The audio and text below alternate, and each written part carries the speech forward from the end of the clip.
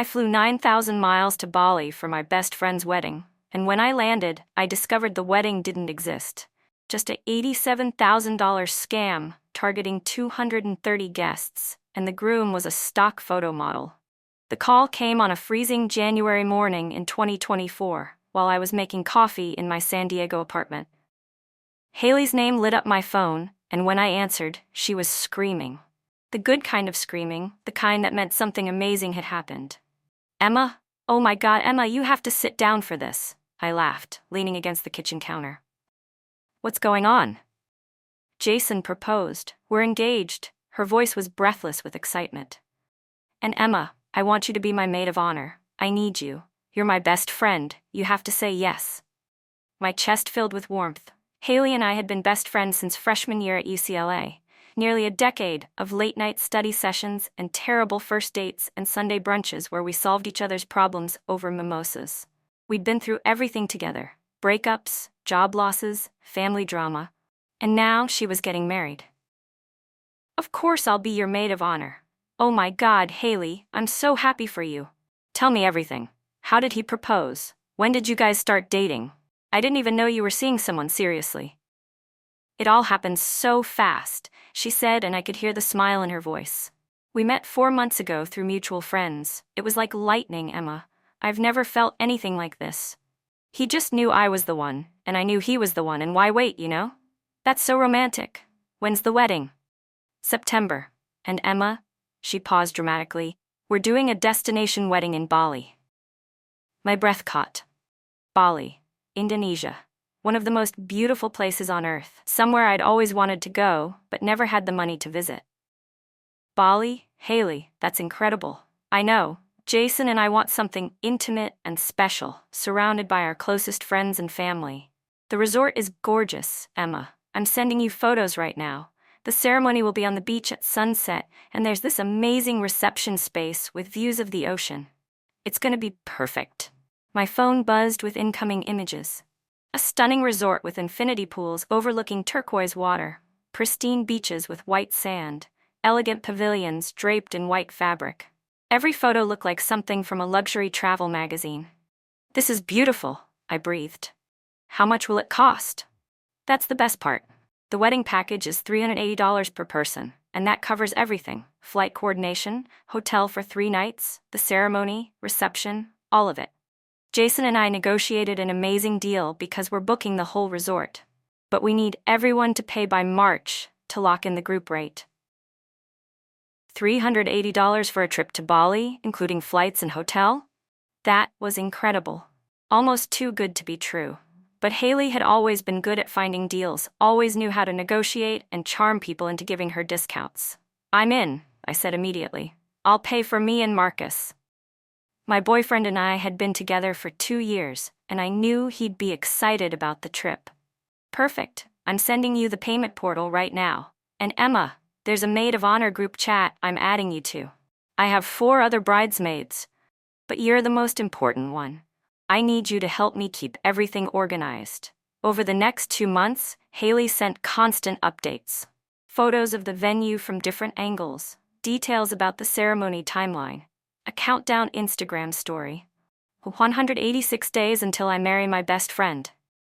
The payment portal she'd sent looked professional, with the resort's logo and detailed package information. I paid $760 for Marcus and me in February, excited to check Bali off my travel bucket list. In the Maid of Honor group chat, Hailey kept us updated on RSVPs, meal preferences, and logistics. She seemed to have everything under control, which was typical Hailey. Organized, efficient, always on top of things.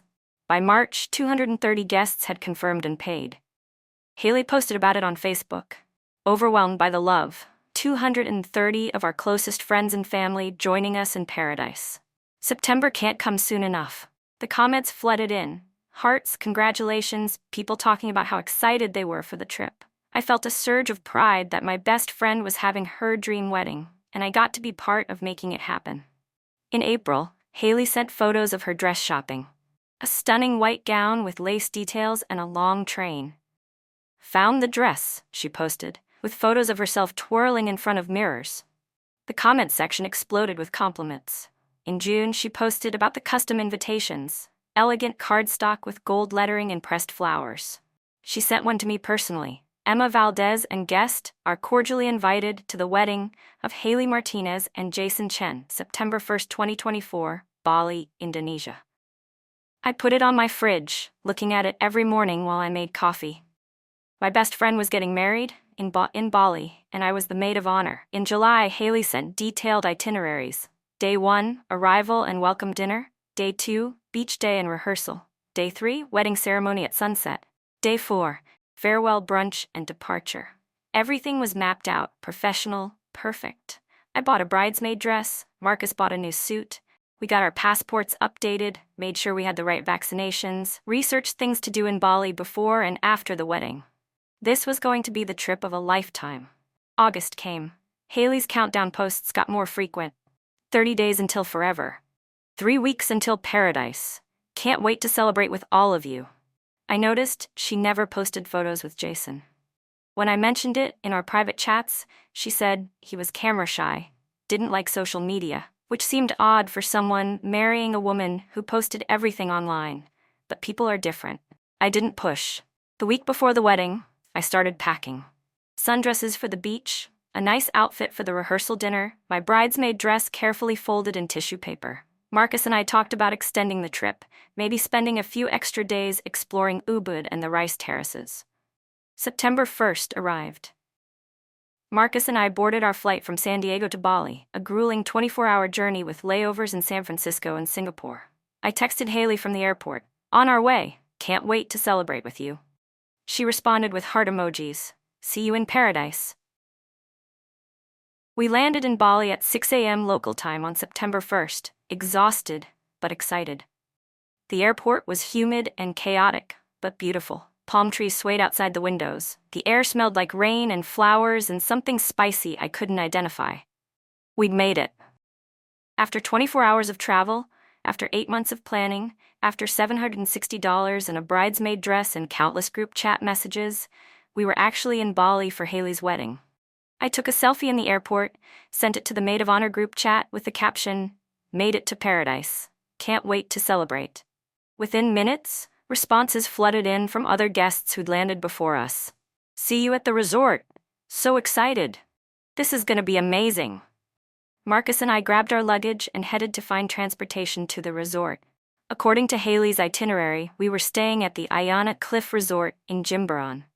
I showed the address to the first taxi driver, smiling with anticipation. His face scrunched up in confusion. He looked at the paper again, showed it to another driver nearby. They had a rapid conversation in Indonesian, both shaking their heads. "This address not exist," the first driver said, looking apologetic. "No Ayana Cliff Resort in Jimbaran. Ayana Resort, yes, very famous, but no Ayana Cliff." A cold feeling started in my stomach, small at first, just a whisper of wrongness. Maybe it's new? Or maybe it's called something different locally. He pulled out his phone, searched for several minutes. "No miss, no resort this name. I show you Ayana Resort. Is very beautiful. Maybe is same?" "Yes," I said, my voice tight. "Please take us there." We arrived at Ayana Resort an hour later. It was beautiful, exactly like the photos Hailey had sent. My relief lasted about 30 seconds, until the front desk receptionist looked at me with confusion. "I'm sorry, ma'am, but we don't have any booking under Martinez or Chen, and we don't have a wedding scheduled for today." The cold feeling spread to my chest. "That's impossible. My friend Hailey Martinez is getting married here today. There are 230 guests coming. It's been planned for 8 months. The receptionist checked again. "I'm very sorry, but there's nothing in our system. No wedding, no group booking, nothing." My phone started buzzing. Group chat messages from other guests. "Can't find the resort. The address doesn't work." Did Hailey send the wrong information? "I'm at what I think is the resort, but they say there's no wedding here." Has anyone been able to reach Hailey? I tried calling her. Straight to voicemail. Texted her. "Hailey, we're at the resort, and they say there's no booking. What's going on?" No response. I tried the wedding coordinator Hailey had mentioned in her emails, a woman named Sari, who supposedly worked for the resort. The number went to a disconnected line. More messages flooded the group chat. "I think we've been scammed. This can't be happening. Where is Hailey?" I just spent $1,200 on flights for nothing? Someone find her, now. Marcus grabbed my arm, his grip tight enough to hurt. Emma, look at this. He'd pulled up the photos Hailey had sent of the resort months ago. Then he pulled up the actual Ayana Resort website on his phone, holding them side by side. These photos aren't of this resort. They're similar, but look at the details. Different furniture, different pool layout. The pavilion structure is completely different. These are stock photos, Emma. She never even had this place booked. The world started spinning. The beautiful lobby with its open-air design and ocean views suddenly felt suffocating. I sat down hard on a wicker chair, my hands shaking so badly I nearly dropped my phone. No, she wouldn't. Hailey's my best friend. She's been my best friend for 10 years. She wouldn't do this. But even as I said it, pieces started clicking into place with sickening clarity. The too good to be true price. $380 for flights, hotel, and a destination wedding in Bali? How had I not questioned that? The fiancé I'd never met, never even video chatted with. The lack of photos of them together. The professional-looking payment portal that I'd never thought to verify was actually connected to a real resort. The way she'd deflected every time I'd offered to help contact vendors or coordinate with the venue directly. I'd been so excited about being maid of honor, so caught up in the romance and adventure of a Bali wedding, that I'd ignored every single red flag. And I'd encouraged 229 other people to do the same. My phone rang. One of the other bridesmaids, Jessica, calling from the airport. Emma, I just tried to look up Chen on social media. Hailey's fiancé. He doesn't exist. There's no profile, no photos except the ones Hailey posted. I did a reverse image search on his engagement photo. It's a stock photo from a modeling website. The groom is a model named Kyle from Portland. Emma, I don't think Jason is real. I couldn't breathe. The lobby started to blur. Marcus was talking to me, but I couldn't hear him over the roaring in my ears. 230 people had flown to Bali, had spent money on flights, taken time off work, bought nice clothes, prepared speeches and gifts, all for a wedding that didn't exist. All because my best friend had lied to everyone, including me. I hired Derek Wu, an international fraud investigator who worked out of Jakarta, from the resort lobby. My hands were shaking so badly I could barely type his email address. He arrived in Bali the next morning, and what he found destroyed any remaining hope that this was a misunderstanding. Derek sat across from me and Marcus in a hotel room I'd had to book and pay for separately, spreading evidence across the coffee table like he was building a case. Which he was. Hailey Martinez has never been engaged, he said. There is no Jason Chen. The man in her photos is Kyle Morrison, a stock photo model. I contacted him. He has no idea his image was being used for this. He pulled up the payment portal Hailey had sent us. This website was created by Hailey 3 months before the engagement announcement. It's designed to look like an official booking site, but the payments all go directly to her personal account. Very sophisticated fake. He showed me transaction records. 230 guests, $380 each, $87,400 total, collected between February and August 2024. Where did the money go? I asked, though part of me didn't want to know. Derek pulled up bank statements.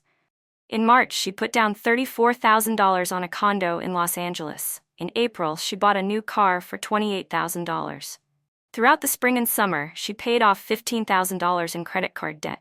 The rest went to shopping, restaurants, and... He paused. A vacation to Bali. In June, she visited the same resort she used in her fake photos, took her own pictures to make them look more authentic. I felt like I was going to be sick. She went to Bali without us, to take fake wedding photos, to scout the location and take convincing photos, yes. Marcus found the text messages. Derek had gotten access to Hailey's phone records through legal channels I didn't fully understand, and buried in her messages was a conversation with her cousin Ricardo from January, right after she'd announced the engagement. Ricardo, you're really doing this? The fake wedding scam? These idiots will pay anything for a Bali wedding. We'll clean up. You get 10% for helping me set up the website. What if they figure it out before September? They won't.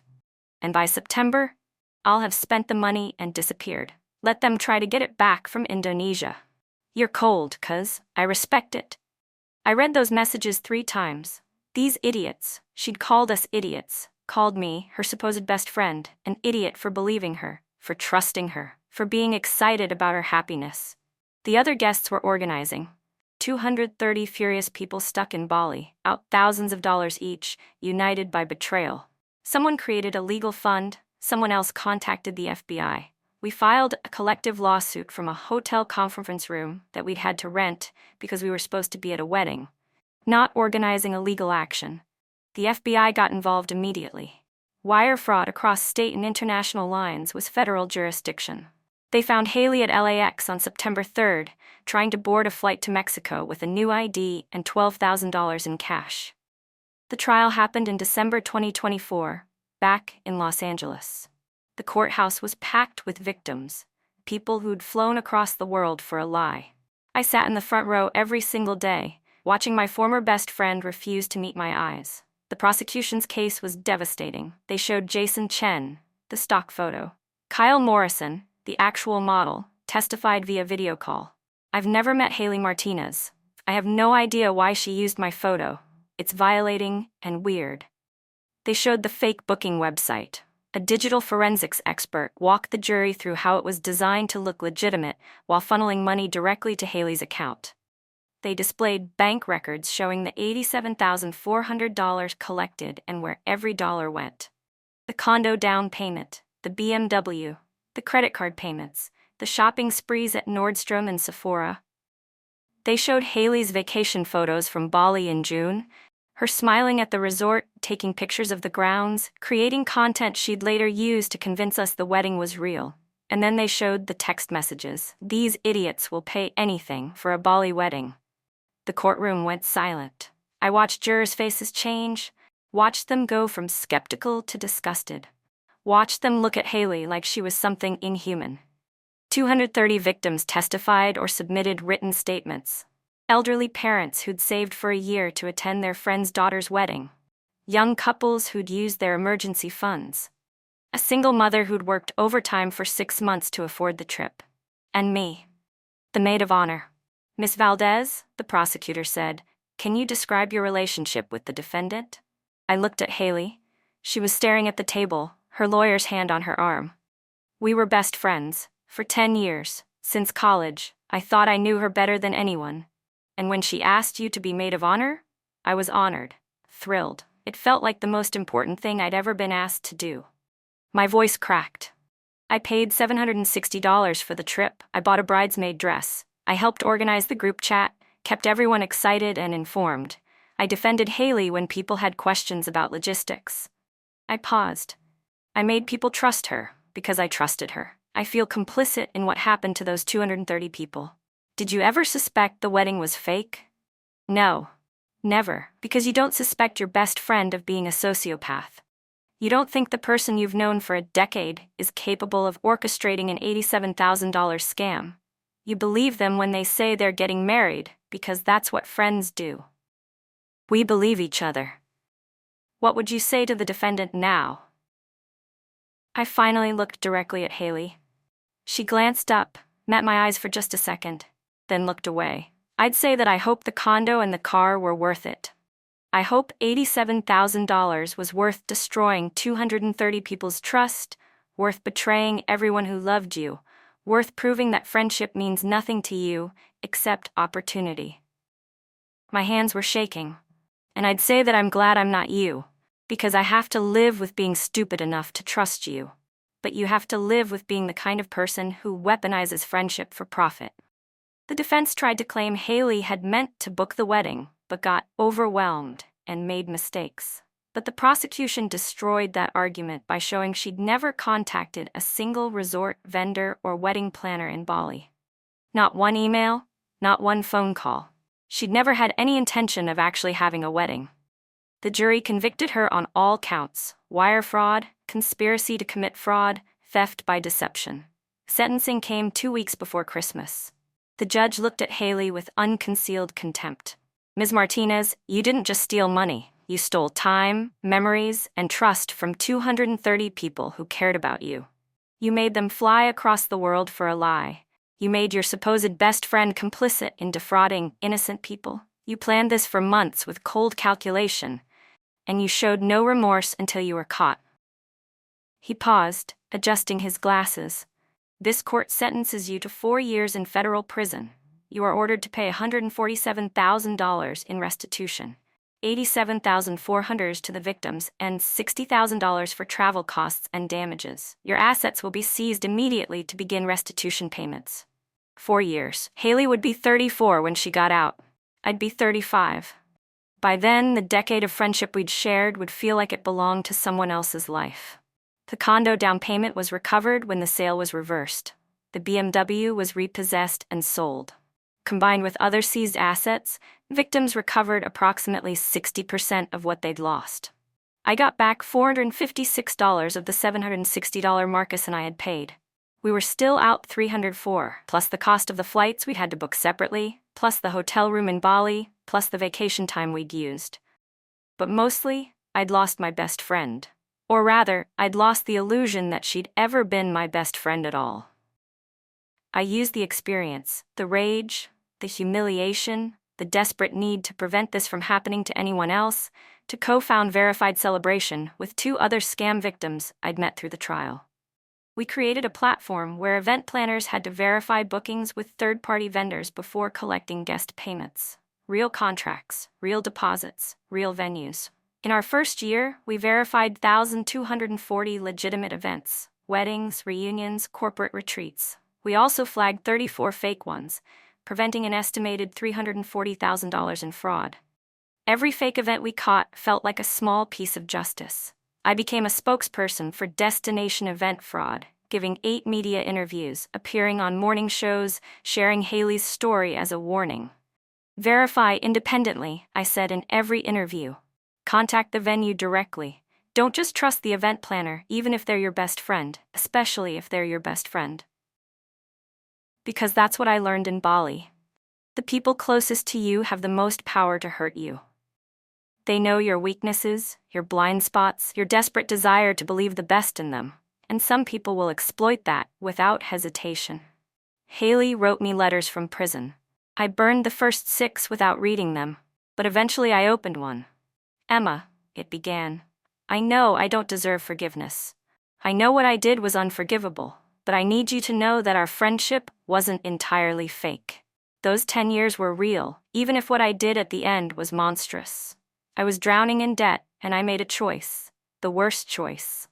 I turned my friends into marks. I turned your trust into a weapon. I'm not asking you to forgive me. I just want you to know that I understand what I destroyed. I read it twice. Then I wrote back, the only letter I'd ever send her. Hailey, you're right. You don't deserve forgiveness. What you did wasn't a mistake or a moment of weakness. It was an 8-month calculated fraud that hurt 230 people. You didn't just steal money, you stole a moment from all of us, a memory we should have had, a celebration that should have been real. You made me complicit in hurting innocent people because I trusted you. Our friendship might have been real to me, but it clearly wasn't real to you. Because friends don't call friends idiots for believing them. Friends don't exploit love for profit, so no, I don't forgive you. But I do thank you for teaching me that trust should be earned, not given freely. No matter how long you've known someone, you've made me a better advocate, a better friend, and a more cautious person. I hope that's worth 4 years of your life. I never heard back. I didn't expect to. Marcus and I did eventually make it back to Bali, 2 years later, for a real vacation. We stayed at a verified resort, confirmed everything multiple times, and it was beautiful. But I couldn't help thinking about September 1st, 2024, about standing in that resort lobby, watching my world collapse. The Verified Celebration platform grew. We partnered with major venue sites, created verification standards. We became the industry standard. Every event we verified, every scam we caught, it was worth it. Hailey had taught me that some people view relationships as transactions, that trust is a resource to be harvested, not honored. But she'd also taught me that betrayal can transform you. It can turn your worst experience into your greatest purpose. I still have the fake wedding invitation on my fridge, not as a memory but as a reminder to verify, to protect others from the Haileys of the world who see love as weakness and friendship as opportunity. and that would have to be enough.